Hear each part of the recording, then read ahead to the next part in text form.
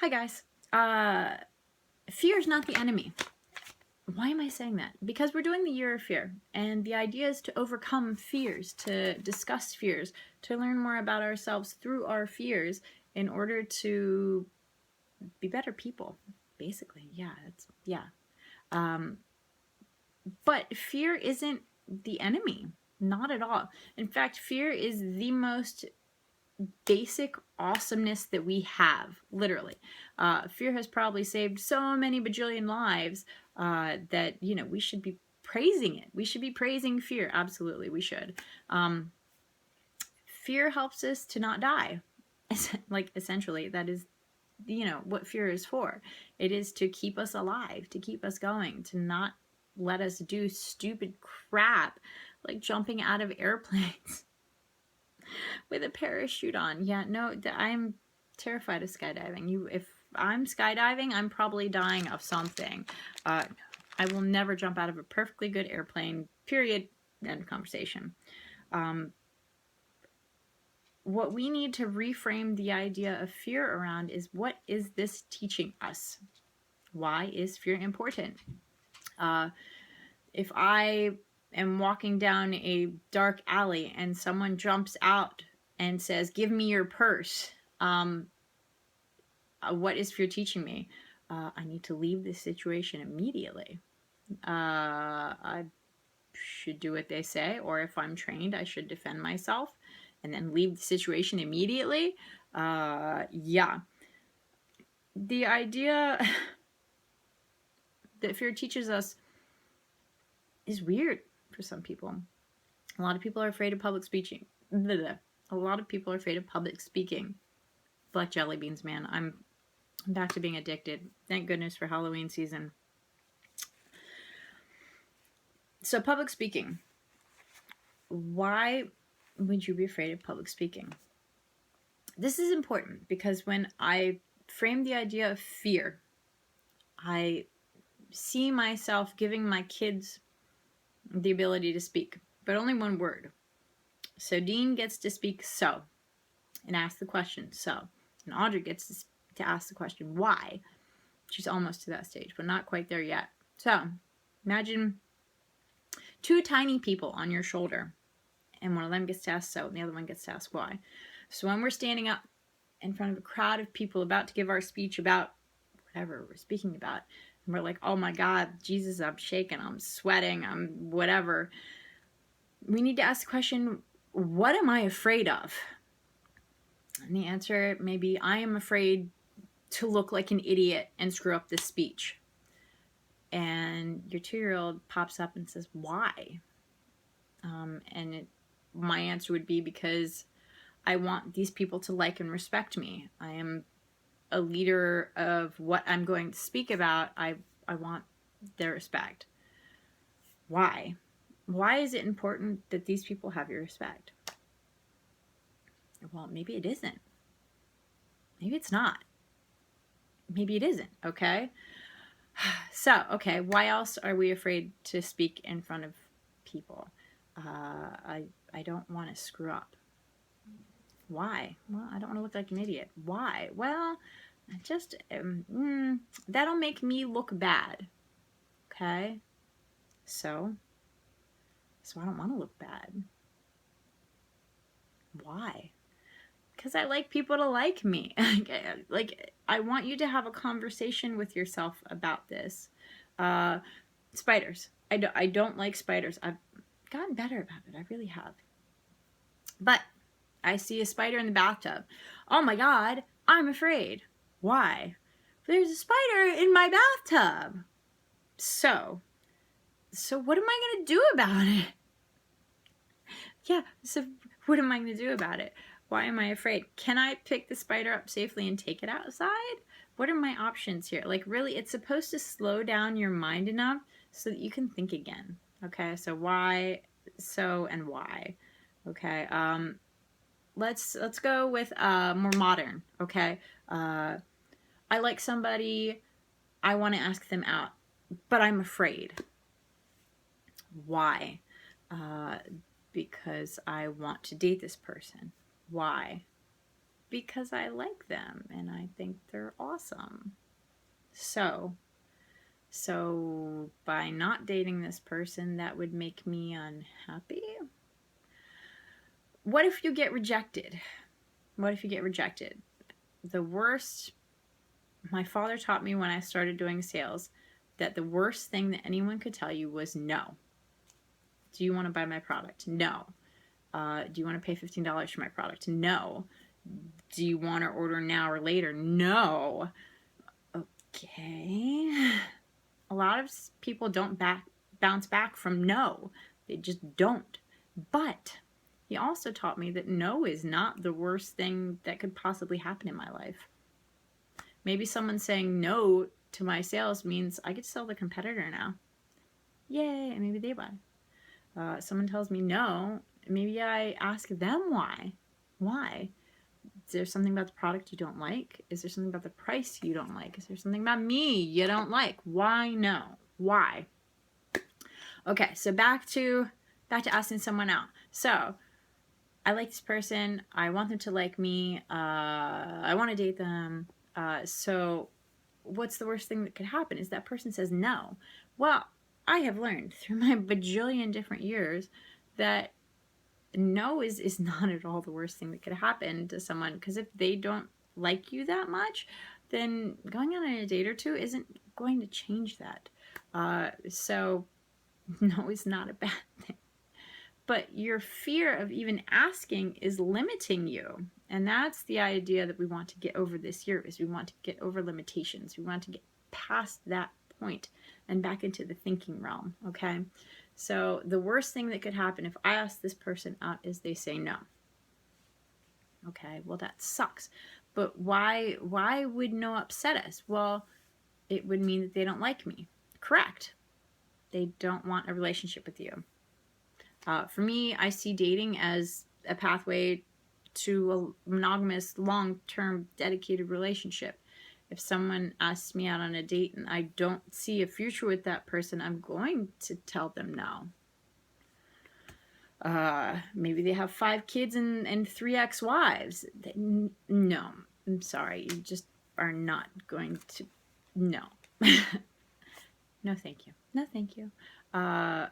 Maybe they smoke. Smoking is a big deal breaker for me, so I would say no. So if someone tells you no, there's obviously a reason. And you can ask, okay? And a lot of people, this is the part that they don't want to hear. But this is the part that sometimes we need to hear. Because if they tell us no and we start making up reasons why they said no, then that makes it worse. You're like, oh my God, they hate me. It's my hair. It's my whatever. It's my, I don't have boobs. I need a bigger butt. They like brown hair. They like long hair. They like, breathe. It might not have anything to do with you. They might tell you no because they're concentrating on their career right now. They might tell you no because they're seeing somebody else and just nobody really asked them, all right? They might tell you no because they prefer blondes. There's a bajillion different reasons they could tell you no that literally have nothing to do with you. But you won't know until you ask. So, would you like to go out on a date with me? No. Oh, okay. Is there any particular reason? And they tell you, and you're like, oh, okay, well, thank you for sharing that with me. I'll see you later. You want to go have a drink as friends? You know, whatever. Fear is not the enemy. Fear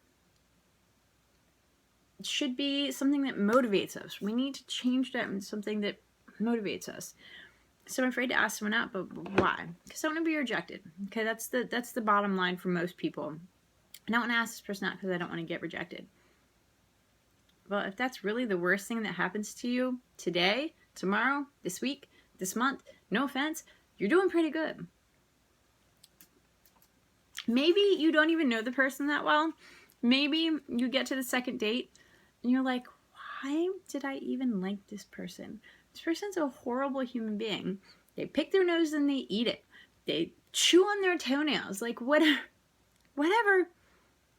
People have the idea that we build up the other person in our mind when we don't even know them. We need to stop doing that. Seriously, stop. Just chill, okay? you want that? Get a romance novel. Okay. So fear really, I have like a bajillion different notes jotted down. Sorry. So concern over the future versus now. A lot of times we have trouble making decisions because we're not living in the now. So for instance, poor Jeep, knock on wood, she's on her last legs.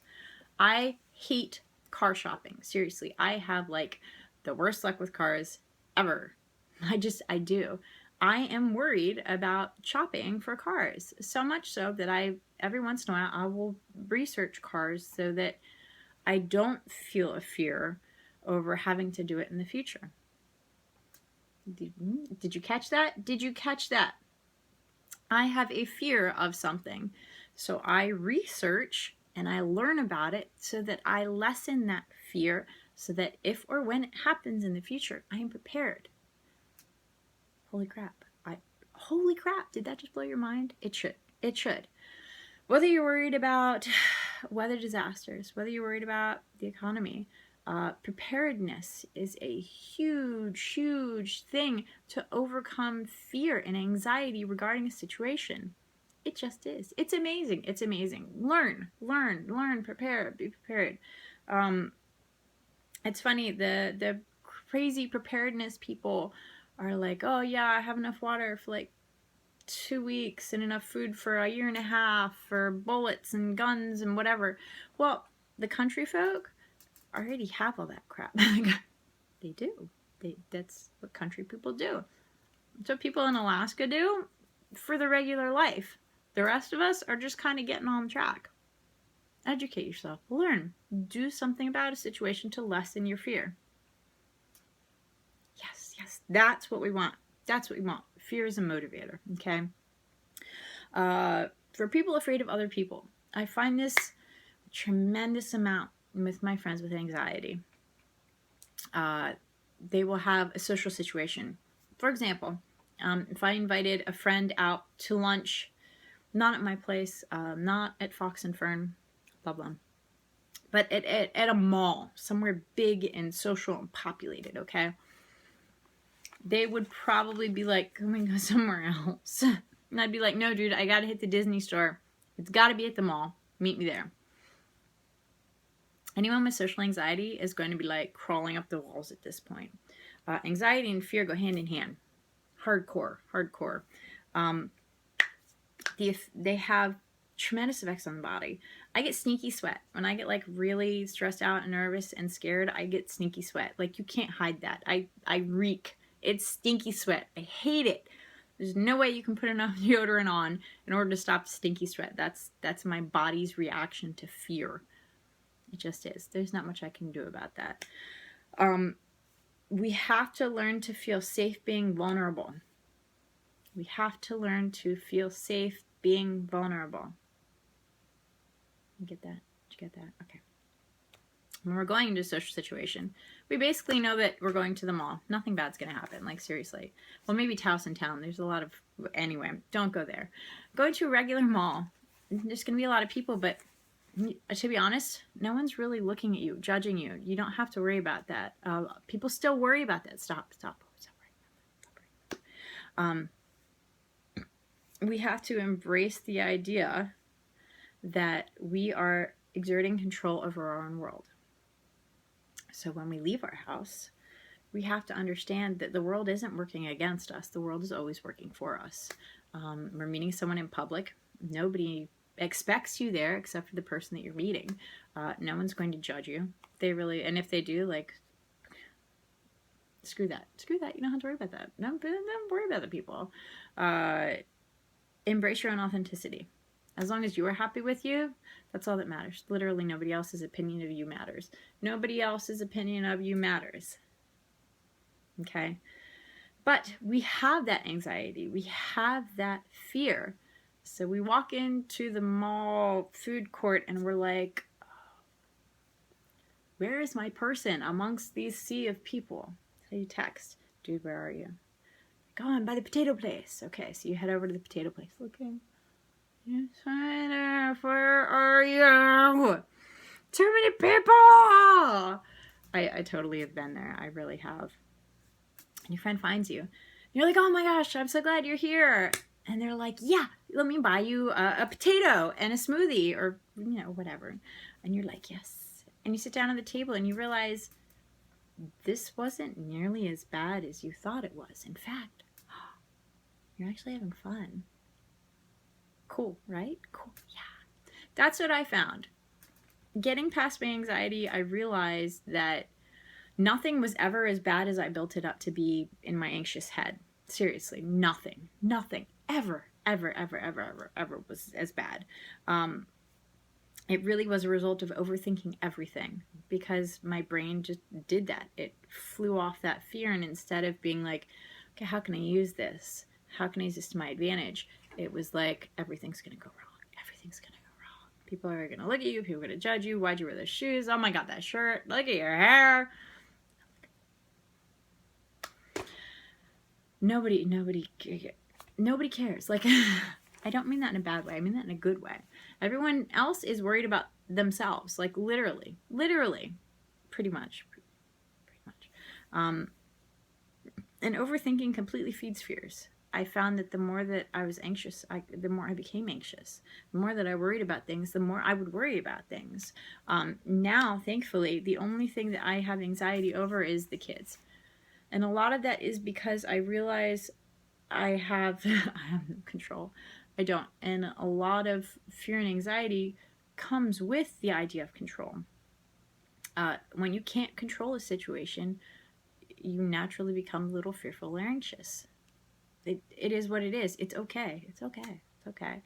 This is what happens. So what we need to do from that point is make a choice. For me, my anxiety is weird with the kids. Especially when they were super little, like I would become anxious about like a storm hitting and like a tree knocking into the house, which actually was a thing that could have happened. Thankfully, when the tree did fall, it did not hit the house.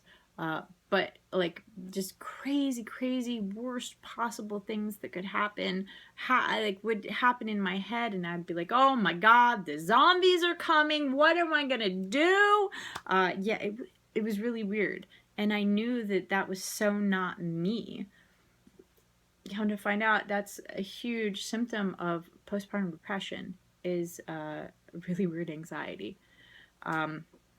Thankfully now that doesn't happen very often. It normally happens when the kids are away, because I can't control that. I can't go to their beds and tuck them in and realize they're okay, they're fine, they're sleeping, they're okay. It always happens when I can't check on them, and then I'm texting my ex, please send pics, bad night, and he understands most of the time. Maybe not, but yeah. Anyway,